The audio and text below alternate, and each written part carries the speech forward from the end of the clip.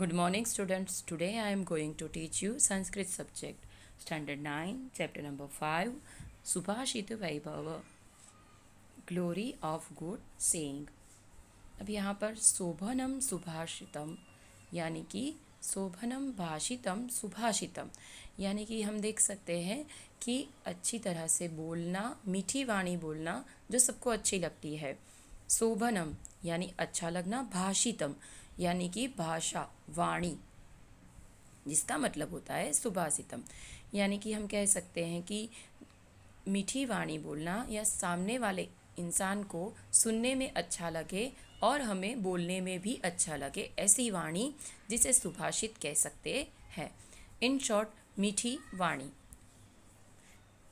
अभी यहाँ पर मैं आपको इस लेसन का परिचय देते हुए बताना चाहूँगी कि इस लेसन के अंदर आपको सुभाषित जो है वो संस्कृत साहित्य का एक अजोड़ यानी बेजोड़ विशिष्ट अंग है, जिसके अंदर अनेक प्रकार के सुभाषित संस्कृत साहित्य में दिए गए हैं।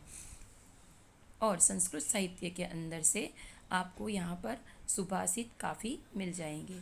सु प्लस भाषित यानी कि अच्छा बोला हुआ, अच्छी वाणी में बोला गया, जिसे सुभाषित कहते हैं। जैसे छोटे बच्चे को जब हम कड़वी दवाई देते हैं, मेडिसिन्स देते हैं, तो वो नहीं पिएगा, बट हम अगर वो चाइल्ड को मध के साथ यानी कि फिर हनी के साथ कोई दवाई देते हैं तो वो सरलता से उसे एक्सेप्ट करता है और पी लेता है।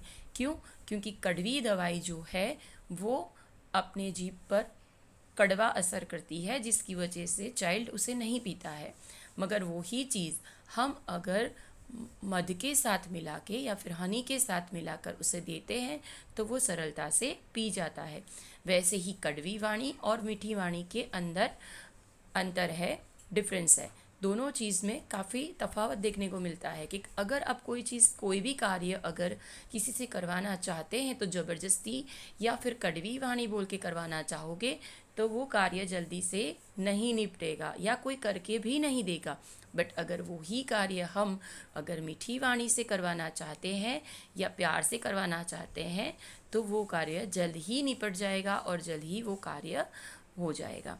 तो यहाँ पर वैसे ही सुभाषित के कुछ चयन किए गए सुभाषित लिए गए हैं, जिनका कोई एक विभक्ति में प्रयोग हम देख सकते हैं। अब विभक्ति प्रयोग जो है वो एक तरफ से संस्कृत भाषा सीखने के लिए हमें यूज़फुल रहता है, तो दूसरी तरफ सुभाषित के अंदर जो रीडर होता है उसके गुण, फिर वर्तमान समय के जगत की कीर्ति की चिरंजीवता और सर्व पापों का मूल लोभ होता है, स्वजन और सच्चे मित्र की परख होना तथा दूरजन और सज्जन की लाक्षणिकताओं को यहाँ पर निर्देश किया गया है। तो गाइज, आज हम पहला श्लोक स्टार्ट करते हैं। Versus number 1। माधुर्यम अक्षरम व्यक्ति पदच्छेदस्तु सुस्वरः धैर्यं लय समर्थ च षडेते पाठका गुणाः। माधुर्यम यानी कि मधुरता, अक्षर व्यक्ति यानी अक्षर की अभिव्यक्ति, अक्षरों का स्पष्ट उच्चारण, पदच्छेदतु यानी कि पदों का छेद, पदों का विभाग, सुस्वर यानी बहुत ही अच्छा स्वर, नाइस वॉइस या फिर ब्यूटीफुल वॉइस भी कह सकते हैं, धैर्यम यानी कि धीरज, लय समर्थम यानी लय का सामर्थ्य, षडेते यानी कि ये 6 यानी कि दिस 6, पाठका गुणा यानी कि क्वालिटीज ऑफ रीडर। तो पाठक का गुणा यानी जो पाठक होते हैं, पढ़ाई करने वाले इंसान होते हैं जो पढ़ाई करेंगे, उनके गुणों के बारे में। तो वर्ड टू वर्ड हम इंग्लिश में भी एक बार देख लेंगे। माधुर्यम यानी स्वीटनेस, अक्षरम व्यक्ति यानी कि क्लियर प्रोनाउंसिएशन ऑफ लेटर्स, पदच्छेद यानी कि आइसोलेशन ऑफ वर्ड्स, सुस्वर यानी कि ब्यूटीफुल वॉइस, नाइस वॉइस, धैर्यम यानी कि कवरेज, बोल्डनेस, लय सामर्थ्यम यानी इन कीपिंग विथ बिट, षडेते यानी कि दिस 6, पाठका गुणाः क्वालिटीज ऑफ गुड रीडर। तो ट्रांसलेशन कुछ इस तरह से होगा, sweetness of tone, clear pronunciation of letters, isolation of words, beautiful voice, coverage and sense of rhythm, these are 6 qualities of good reader. यानी कि अक्षरः व्यक्ति means one should not swallow up the syllabus in the hurry। पदच्छेद means क्या होता है, not to fuse words together and give just enough pause between the words। अब आगे का जो वर्सेस है वो भी हम देखेंगे, उससे पहले इसका हिंदी में भी ट्रांसलेशन एक बार देख लेते हैं कि मधुरता, अक्षर की अभिव्यक्ति, पदों का छेद, अच्छा वॉइस, धीरज और लय का सामर्थ्य, ये पाठक के 6 गुण होते हैं। यानी कि रीडर के 6 गुण होते हैं। सेकंड नंबर के वर्सेस पे चलते हैं। चलम वित्तम चलम चित्तम चले जीवित यौवने चलाचलमिदं सर्व कीर्तिरेव ही जीवति। अब यहाँ पे चलम यानी कि चंचल, वित्तम यानी धन पैसा, चित्तम यानी मन और चित्त, जीवित यौवने यानी जीवन और युवानी, इदम यानी इदम सर्वम यानी कि ये सब, चलाचलम यानी चलित और अचलित, यस्य यानी उसका, जीवति यानी जीवित रहना। तो वर्ड टू वर्ड इंग्लिश में भी एक बार देख लेते हैं, जिसमें वित्तम का मतलब होता है मनी, वेल्थ। चलम का मतलब होता है फिकल, नॉट स्टेबल। चलम का मतलब होता है फिकल या फिर नॉट स्टेबल। जीवित यौवने यानी कि लाइफ एंड यूथ, चले यानी फिकल। चलाचलम का मतलब होता है स्टेबल एंड फिकल। अब कीर्तिरेव, कीर्तिरेव का यहाँ पे देखो, कीर्तिरेव का मतलब होता है ओनली द फेम। ये कीर्तिरेव जो वर्ड्स है उसे हम संधि विच्छेद में भी ले सकते हैं, कीर्ति प्लस एव यानी कीर्तिरेव। ट्रांसलेशन इसका इस तरह से होता है, wealth is transitory, mind is fickle, life and youth are unsteady, all this is stable and unstable, only the fame or reputation lives। तो ट्रांसलेशन हिंदी में कुछ इस तरह से होगा कि धन जो है वो चलित है, मन चलित है, जीवन और युवानी भी चलित है, और ये सब चलित और अचलित है। जिसके पास कीर्ति है वही जीवित रहता है। मन चलित, धन भी चलित है। धन जो है वो चंचल होता है, आता है और पता नहीं कब चला जाता है, ठीक है। मन भी चंचल है, कि मन को भी हम चंचल कह सकते हैं, कि अभी यहाँ पर बैठ के हम मन को लेकर विदेश भी जा सकते हैं, अंबाजी भी जा सकते हैं, जहाँ जाना चाहते हैं मन के साथ हम जा सकते हैं। युवानी भी चंचल है और जीवन भी। युवानी चंचल नहीं, वो जो है एक बार चली जाती है, दोबारा जीवन के जो क्षण होते हैं वो एक बार चले जाते हैं, दोबारा उसे वापस नहीं लाया जाता। जो क्षण जिस समय हम जी लेते हैं वो क्षण वही समय हम जी सकते हैं, वो क्षण चला गया उसे वापस हम कभी नहीं ला सकते हैं।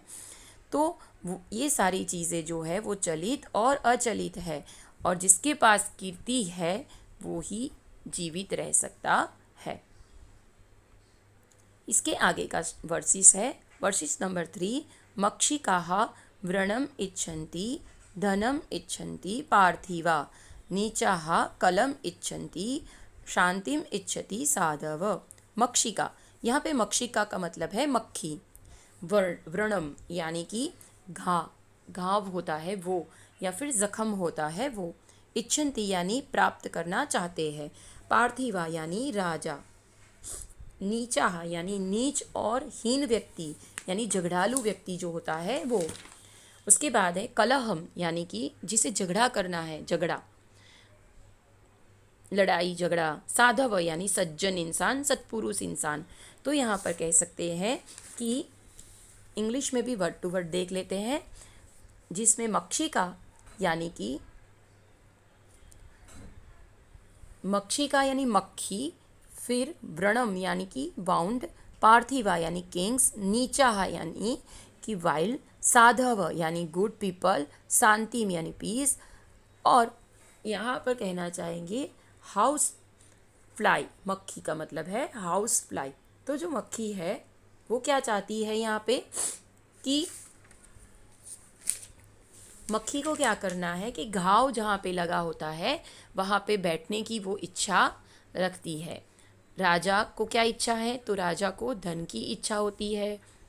और जो नीच व्यक्ति होता है, झगड़ालू व्यक्ति होता है, हीन व्यक्ति होता है, उसे सबसे झगड़ा करने में मज़ा आता है, और उसे झगड़ा कहाँ और कब किसके साथ करना है उसी में मज़ा है। और सज्जन इंसान, सत्पुरुष इंसान वो होता है जिसे ओनली फॉर शांति चाहिए। तो इसका जो इंग्लिश में ट्रांसलेशन है कुछ इस तरह से होगा कि house flies desire wound, kings desire wealth, the wicked desire quarrel, और conflict, यानी कि the wicked desire quarrel और conflict, good people desire peace। यानी कि यहाँ पर मैंने आपको पहले भी बता दिया, मक्खी को घा के ऊपर यानी घाव के ऊपर या फिर जो चोट लगती है उसके ऊपर बैठने की इच्छा होती है। राजाओं को धन की इच्छा होती है। इंसानों को, जो नीच इंसान होते हैं, झगड़ालू इंसान होते हैं, उसको झगड़े की इच्छा होती है। और सज्जन और सत्पुरुष जो होते हैं उनको शांति की इच्छा होती है। इसके आगे का वर्सेस है 4 नंबर का, गावो गंधेन पश्यन्ति वेदे ही पश्यन्ति ब्राह्मणा, चारे ही पश्यन्ति राजनस्य क्षुभ्यम इतरे जनाः। यानी कि गाय, गाव यानी कि गाय, गंधेन यानी गंध के द्वारा, पश्यन्ति यानी देखना परखना, ब्राह्मण यानी ब्राह्मण, विप्रा कह सकते हैं, भूसूरा कह सकते हैं, भूदेवा कह सकते हैं। इनके पर्यायवाची है ब्राह्मणा के कि विप्राः, भूसुराः, भूदेवाः। वेद ही यानी वेद का जो ज्ञान होता है उसके द्वारा, राजान यानी राजा, चारे ही यानी अनुचर गुप्तचर, इतरे जना यानी कि सामान्य इंसान, चक्षुर्भ्याम यानी 2 आँखों के द्वारा। तो यहाँ पर कहना चाहते हैं कि गाय जो है वो गंध के द्वारा कोई भी चीज़ को परखती है या फिर देखती है। ब्राह्मण जो है वो वेद के ज्ञान के द्वारा देखते हैं। राजा जो है वो अपने गुप्तचर होते हैं उनके द्वारा देखते हैं। और सामान्य जो इंसान होते हैं वो लोग अपनी 2 आँखों से देखते हैं। तो यहाँ पे वर्ड टू वर्ड इंग्लिश में भी एक बार देख लेते हैं। तो 4 नंबर का जो है उसमें गाव यानी काउस, गंधे न यानी बाय, जो गंध होती है, स्मेल बाय स्मेल, पश्यंती यानी सी, अंडरस्टैंड भी बोल सकते हो। उसके अलावा चारे ही यानी बी स्पाइस, और कॉमन इतरे जना यानी कॉमन पीपल, चक्षुभ्याम चक्षुषः यानी कि विथ द 2 आइज यानी कि 2 आँखों के द्वारा देखना। तो ट्रांसलेशन कुछ इस तरह से होगा, cows C by smell, Brahmin see by Vedas, kings see through their spies, common people sees with their eyes. तो गाइस यहाँ पे हमने 4 वर्सेस का आपको आज ट्रांसलेशन एंड एक्सप्लेनेशन बताया है।